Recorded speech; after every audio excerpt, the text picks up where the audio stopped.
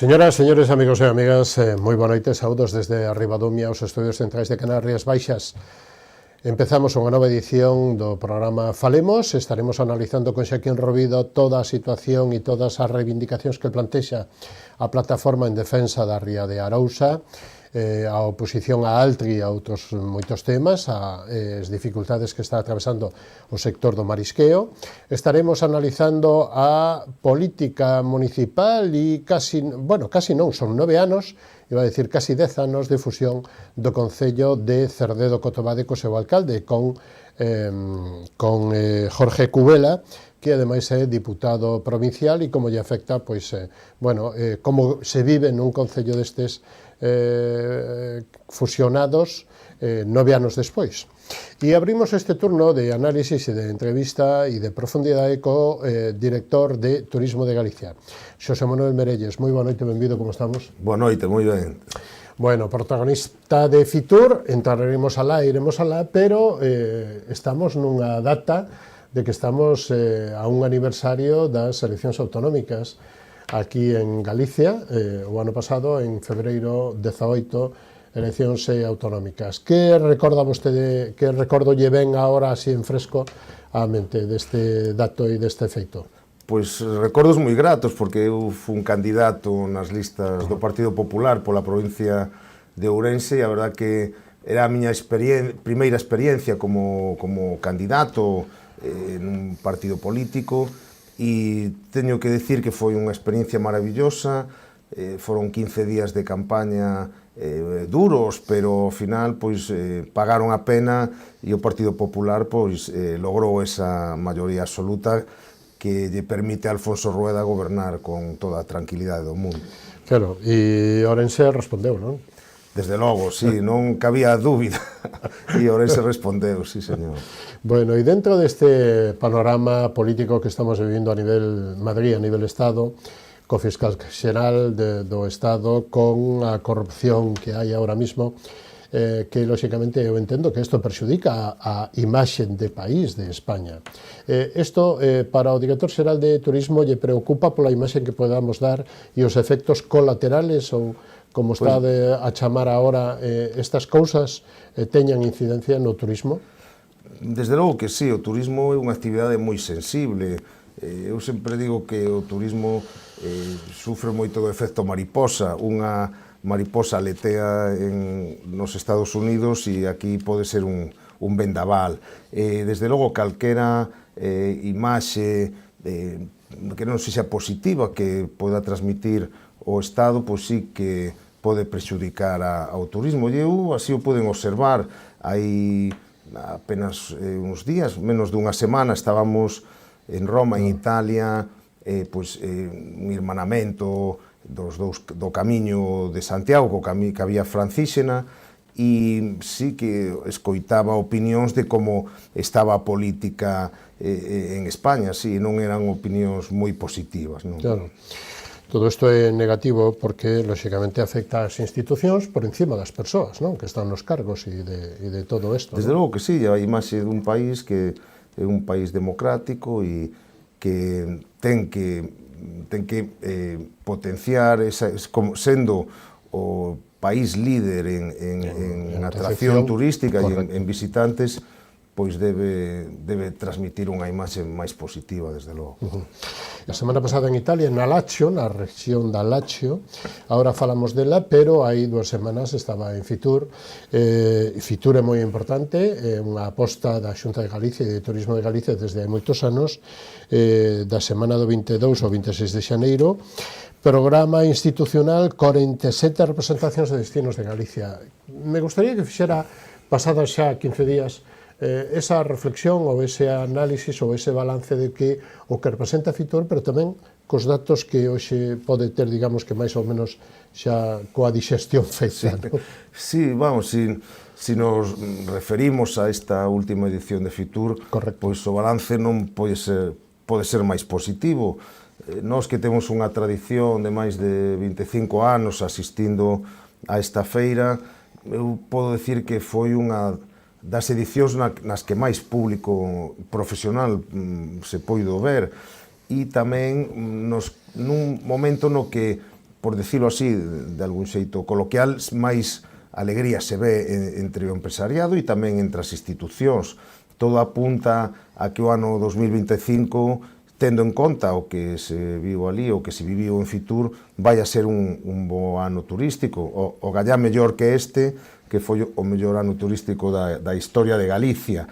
E como resumo, eu me quedaría que esa aposta e esa confianza que teñen todas as institucións e os destinos e as comarcas e as empresas que conforman Galicia, esa confianza que teñen na marca Galicia, porque esas 47 presentacións, desas 47, apenas 4 ou 5 eran de Turismo de Galicia ou da Xunta de Galicia, e o resto, pois, eran 40 prácticamente de outras institucións e asociacións que confían no pabillón de Galicia e na marca Galicia como destino turístico para presentar os seus produtos. Desde logo, algo que nos enorgullece e nos anima a seguir traballando nesta liña de que Galicia siga sendo esa marca paraugas para todos os que traballamos e para todos os que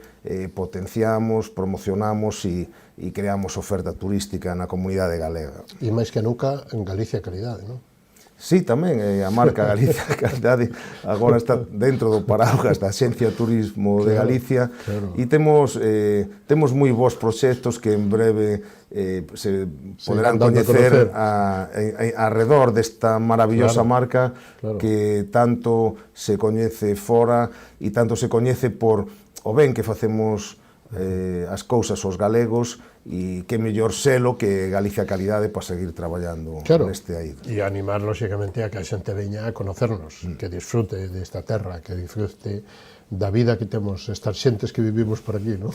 Desde logo, unha das motivacións máis importantes para aqueles que nos visitan é coñecer os costumes dos galegos, e iso, a verdade é que é un atributo moi que nos identifica moito. A xente quere estar en Galicia, pero tamén nos quere coñecer. Claro, un valor importantísimo. Plan de turismo, estamos empezando o 25, 24 de récord histórico de datos de turismo desde o punto de vista do sector turístico. Cales son, digamos, que os retos e os obxectivos para este ano, señor Merelles, como director da axencia e do que é o ente Turismo de Galicia? Pois teníamos que falar un pouco do ano pasado. O ano pasado, no mes de outubro, presentamos o Plan Estratégico 2030 de Turismo de Galicia, no que hai medidas que atinxen a todas as consellerías e departamentos da Xunta de Galicia, e no que se calcula que hasta o ano 2030 investiremos uns 1.000 millóns de euros no desenvolvemento e na proxección e promoción turística de Galicia. Agora mesmo, temos un reto moi importante, o Xacobeo 2027, nos quedan apenas 2 anos para traballar neste acontecemento, nunha contorna especial, porque vai ser no momento en que máis visitantes recibe Galicia e nun momento no que o Camiño de Santiago, eu diría que é máis universal que nunca.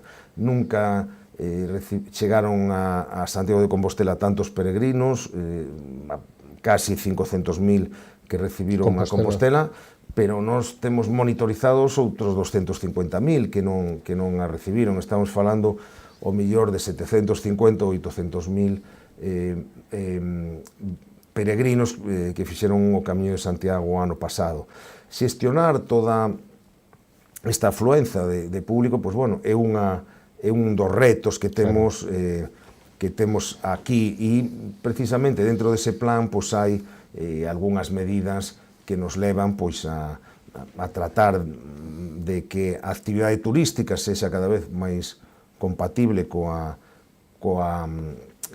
actividade dos cidadáns galegos, e tamén pois a racionalizar cada vez todo o que está alrededor do turismo de Galicia, con medidas que nos leven a desestacionalizar aínda máis a actividade e tamén desconcentrala. Hai un fenómeno moi importante que vimos xa no ano 2023, moi claro no 2024, que cada vez hai máis meses no ano nos que se incrementa a ocupación hoteleira en Galicia, non só nos meses de verán, xullo e agosto, e tamén que cada vez pois os beneficios do turismo pois se achegan a lugares distintos que a todo o territorio galego que habitualmente pois non tiñan eses beneficios turísticos, como pode ser pois por falar de unha comarca aquí onde estamos que é o Salnés. Claro. Aquí nesto, de que xeito está previsto, aparte de que, lóxicamente, moitas deses, bueno, non sei cantos, pero o reto, os datos publicados neste bienio 24 e para este ano 25, 27 millóns e medio para inversións ou destinados a melloras de establecementos, modernización, etc. Dentro desos 30 millóns, que ao mellor nas cifras nos marean e non é tanto por aí, pero sí que a inteligencia artificial, as ferramentas que aportan isto, que poden servir, ou eu entendo que van a servir moito para os dous aspectos, para os viaxeiros, porque nos van a dar información se queremos ir se hai plaza de parking, se podemos ir pola vía alternativa, se non sei que ou non sei canto, ou nos recomenda outros sitios que podemos ver ao lado, porque en ese momento tal, pero tamén aos xestores, que decir, aos povos, ás cidades, que poidan xestionar e que poidan ver o movimento, o fluxo, non?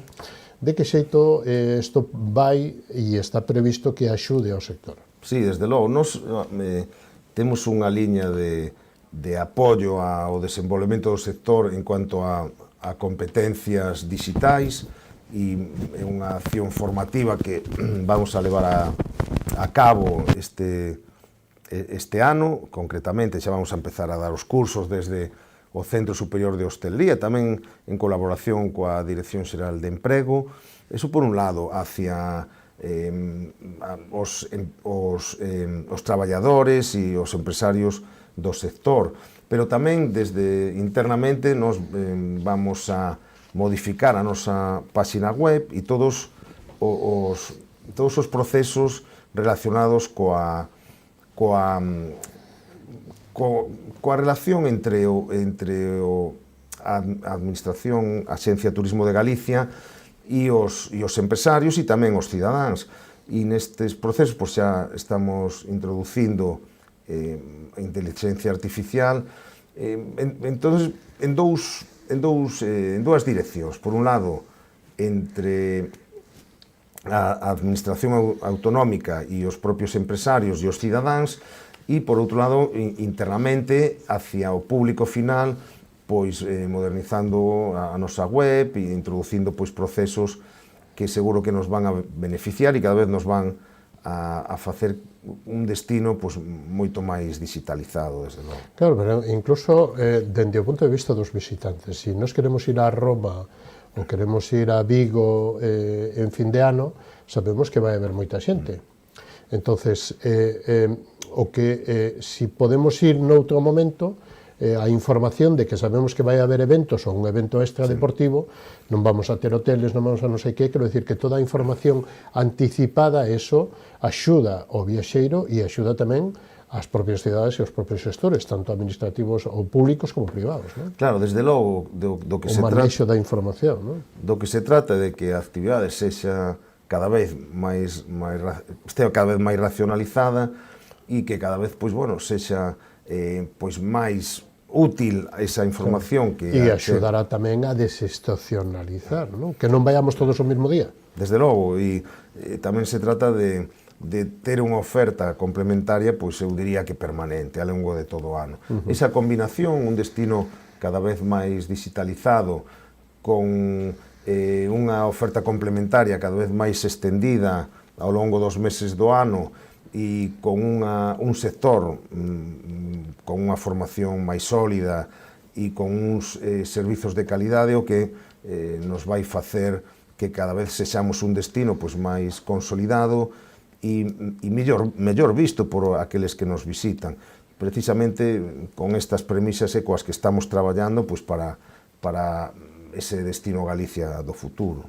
A capacidade hoteleira é boa, pero de que xeito digamos que hai que regular un pouco a capacidade hoteleira coas viviendas de uso turístico e que ademais están entrando ás cidades como Santiago, como a Coruña, como algún concello incluso de aquí, a Illa, que tratan de regular ou de penalizar este tipo de vivendas. Sí, a Xunta de Galicia, nese sentido, a través da Axencia de Turismo de Galicia, pois podemos decir que foi unha administración adiantada, e no ano 2017, xa vai facer 8 anos, pois publicou un decreto por o que se regulan as vivendas de uso turístico en Galicia, e xa daquela pois deixou clara pois dúas limitacións. Por un lado, os concellos poden limitar pois que haxa vivendas de uso turístico no seu territorio,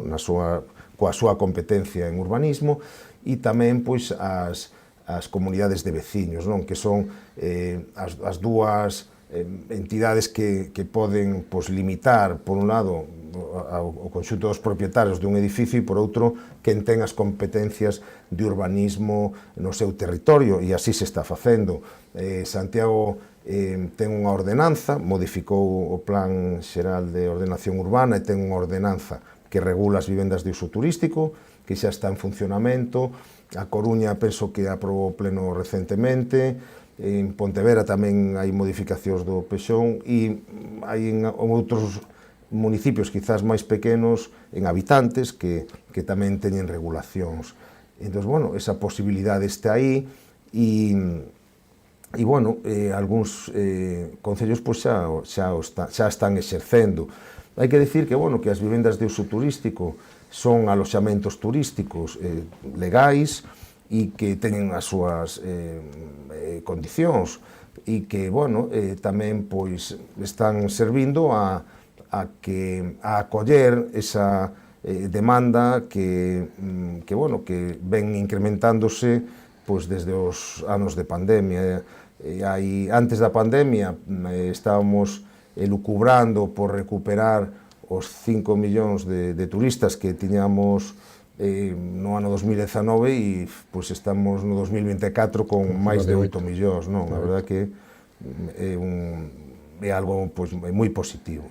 Algún outros concellos que son cabeceira de etapas e tal, pois xa teñen digamos que vivendas ou digamos que plazas de vivendas en uso turístico moi importantes e con un peso na economía importante, porque lóxicamente o turista, o camiñante non só dorme. Sí, vamos a ver, se falamos do Camiño de Santiago, claro, é certo que hai vilas que están especializadas en atender ao peregrino, e son vilas que a economía local está moi baseada nesta circunstancia, e eu diría que son vilas que lle vai ben económicamente. Claro, claro. Falando de camiños, a semana pasada, tanto vostede, que foi, digamos que de cabeceira e de avanzadilla, pero que foi o presidente da Xunta, Rueda, que asinaron en Roma, na rexión da Lacio, a alianza do Camiño de Santiago coa vía francígena. Bueno, contenos que supón esta vía, que supón este acordo, e cal é a importancia para os dous lados, porque se é pos dous será bo. Sí, este acordo é un memorándum de colaboración entre as dúas rutas, entre os dous itinerarios europeos. Hai que lembrar que o Camiño de Santiago poderíamos denominalo como o irmán maior dos itinerarios europeos, porque foi o primer itinerario cultural europeo que declarou a Comisión Europea. Bueno, esa experiencia, e o bo facer destes últimos 30 anos, pois nos permite pois ser un pouco os mestres do resto das vías, non? É un exemplo claro de éxito que intentan emular ou queren emular pois outros itinerarios europeos. O que fomos facer a Roma, nunha misión encabezada por o presidente da Xunta, foi inaugurar unha exposición no barrio do Trastevere do Camiño de Santiago e da vía francíxena, e despois o presidente firmou un memorándum co presidente da región de Lacio, que a capital é Roma, por onde pasa a vía francíxena, para intercambiar experiencias, exposicións como esta que inauguramos, e intercambiar coñecemento, un coñecemento que eles mesmos recoñecen é moito máis extraordinario por a parte do Camiño de Santiago que por a vía francísena, que é unha vía de peregrinación medieval tamén, que parte de Canterbury en Gran Bretaña, atravesa Francia, Suiza e atravesa casi toda Italia, chega pois hasta a rexión de Puglia, e nós creemos que ten unhas grandes posibilidades porque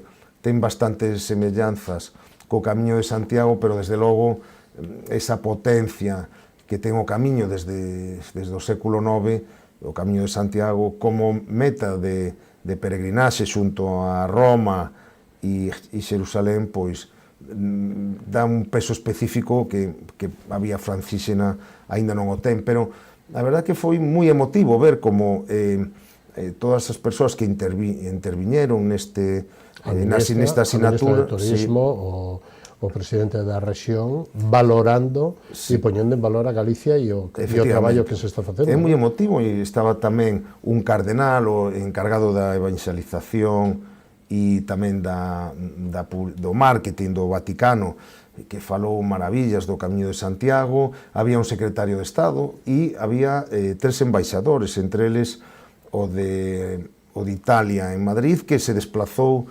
exprofeso pois para asistir a esa asignatura. Tamén estaba a embaixadora de España ante a Santa Sede e o embaixador de Italia ante a Santa Sede, que foi na súa residencia no Palacio Borromeo, onde se asinou este acordo. E a verdade que foi un acto moi trascendente e que a nós pois nos enche de orgullo, sobre todo tamén por ver a importancia que lle dan no exterior ao Camiño de Santiago e como se valora esta vía, que a veces, pois, bueno, escoitamos algúns comentarios que non son moi axeitados, a veces por falta de reflexión. Pero, bueno, son, ademais, cando falamos de camiño ou desta vía, destas vías ou destas rutas, estamos falando de, digamos que de un modelo de turismo sostible, non? Desestacionalizado, porque non hai que facelo, se pode facer todo o ano, e, de feito, hai peregrinos todo o ano. Non quere dicir que no mellor momento meteorolóxico haya máis, non? Pero supoño que isto tamén ten que ver co fondo e cos obxectivos finais a 30, 40, 50 anos, non? Desde logo, a ver, non hai produto, chamémoslle turístico, aínda que este vixente todas as temporadas. Efectivamente, o Camiño de Santiago non se pode ver como un produto turístico, pero non hai un produto tan máis sostible que o Camiño de Santiago. Máis de 750.000 persoas entraron en Galicia e percorreron como mínimo 150 km ou 100 para chegar a Santiago de Compostela. Temos unha base moi boa que é a vía de peregrinación xacobea para seguir traballando arredor do desenvolvemento de un turismo, pois, bueno, cada vez máis sostible e cada vez pois máis respectuoso coa natureza e, por suposto, volvo a dicilo, coa actividade da propia cidadanía galega. Tamén fai uns días, un par de, non sei, de días ou algo así, que se acercaron hasta Vilagarcía, lóxicamente, para inaugurar, poñer en valor a inauguración do que vai ser o futuro centro de peregrinos náuticos, non? Hai no muelle de pasaxeiros que, bueno, pues hai unhas edificacións aí que están obsoletas e un pouco, bueno, abandonadas, por decirlo de algún xeito de actividade, e todo eso se vai a potenciar e se vai a poñer. Xunto co albergue de peregrinos que está previsto que empece a funcionar antes do verán, non? O sea, sí, ahora, vamos facer un acto de sinatura co alcalde de Vilagarcía de Arousa en nada, probablemente a semana que ven. E, bueno, nos ahora xa temos vía libre para traballar no espazo que nos cede o Concello de Vilagarcía. Hai que facer algunhas adaptacións, pero bueno, logo de que o Concello atendese o noso requerimento de deixarnos o edificio na disposición de poder entrar e amueblalo e bueno, adaptar pois unha zona para o albergueiro pois con todos os permisos e todo en orden, pois bueno, nos xa o vamos incorporar a nosa rede e antes do verán creemos que ten que estar en marcha porque realmente o que hai é que equipalo co mobiliario e pouco máis. E fágame referencia ao centro de peregrinos náuticos. Sí, E a importancia que ten incluso para o turismo náutico, non? Desde logo, forma parte de un programa que se chama o Plan Nacional Xacobeo Next Generation, polo que se van investir 9 millóns de euros en promover pois a actividade relacionada ca peregrinaxe a Compostela. E hai que dicir que está dentro dos fondos de recuperación e resiliencia e unha das actuacións que temos en marcha, porque xa están adxudicadas as obras, empezarán en breve, pois é este centro de recepción de peregrinos náuticos, pero desde logo en Vilagarcía creemos que ademais desta misión de recibir a peregrinos náuticos, pois tamén poderá servir como un centro pois, para recibir a aqueles turistas que fan náutica, tendo en conta que se van a recuperar 2 espazos que agora mesmo non son ruína, pero non tiñan uso nin actividade, e desde logo creemos que para Vilagarcía e para o Porto de Vilagarcía pois esta instalación vai vir a dinamizar non só o que é o fenómeno das peregrinacións na ruta do Mar de Arousa, sino tamén pois a actividade náutica e todo o que está alrededor da náutica ali en Vilagarcía. Estamos nas portas do Entroido, non sei se vostede é un dos disfrutadores. Eu son dunha provincia moi antroideira. Iba con doble sentido. Sí. Bueno, é a capital, non? Sí. Bueno, varias capitales. Sí, bueno, nunca se pode dicir cal é a capital. O que é certo é que o Entroido de Xinzo de Limia, por exemplo, que xa comezou o domingo pasado, é un entroido declarado de interese turístico internacional.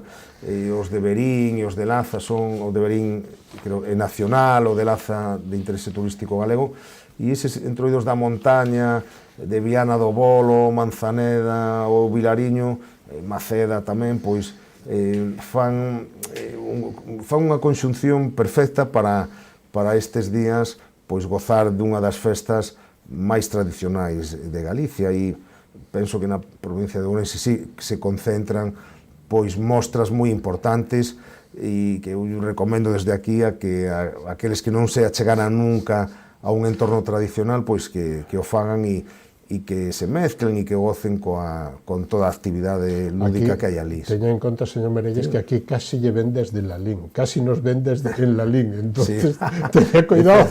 Bueno, é certo que en Pontevedra pues está o entroido, sí, é certo, de Cobres e mesmo os xenerais da Ulla, que estábamos o sábado pasado presentando pois a actividade dos xenerais. E o cocido da Lalín. Fora desta broma, digamos que o Entroido xoga 2 papeles importantes, non? Un é a festividade, a escenificación, pero outra é a gastronomía. Por que ven máis xente a Galicia? Por a gastronomía ou pola escenificación e a celebración e... En relación ao Entroido, non? Correcto. Non sei se ten ese dato diferenciado. Temos os datos globais. Fundamentalmente, a xente que nos visita ven por os entornos naturais, as paisaxes, e a segunda motivación é a gastronomía. O Entroido hai uns anos non era tampouco un reclamo especial para vir a Galicia, pero agora, desde hai, pois, eu diría, 7 ou 8 anos, xa é un reclamo interesante. Por exemplo, en Xinzo da Limia, no mes de xaneiro, se falaba xa de que non había plazas nos aloxamentos, e a cidade de Ourense, por exemplo, é unha cidade que vibra co Entroido, Entonces, bueno, cada vez son máis as persoas que nos visiten. É máis protagonista, non? Sí, pero que tamén gozan, evidentemente, desa gastronomía. Hai moitas festas asociadas ao entroido, ao cocido de lalín, e os dulces. Sí, a festa da androlla en Viana do Bolo, a do cabrito en Vianiño de Conso. Eu creo que cada concello que ten... E os dulces, as orellas, as non sei que. Efectivamente. E logo ven a Semana Santa. Que xa está aquí. É un non parar, non? Este ano pasado o Nadal foi un Nadal espectacular en canto a ocupación hoteleira e tamén porque cada vez hai máis actividades alrededor do Nadal e sin ser antes unha temporada pois habitual para que nos visitasen, agora xa se está convertendo tamén nun recurso importante para que nos visiten. Bueno, temos o caso da cidade de Vigo, pero tamén casi en todos os entornos urbanos se desenvolven actividades relacionadas con Nadal e se poñen en valor pois acontecementos como Belén de Valga ou Belén de Begonte, que cada vez atraen máis visitantes de fora da comunidade. Pois deixámoslo para despois, se lle parece, de Semana Santa. Nos detemos aquí por unha cuestión de tempo, señor Merelles, pero ten a última intervención para dicir o que vostede queira, remarcar algo do que dixo, algo novo ou do que non lle preguntei. Pois nada, eu o que quixera era facer unha reflexión en torno á actividade turística. Agora mesmo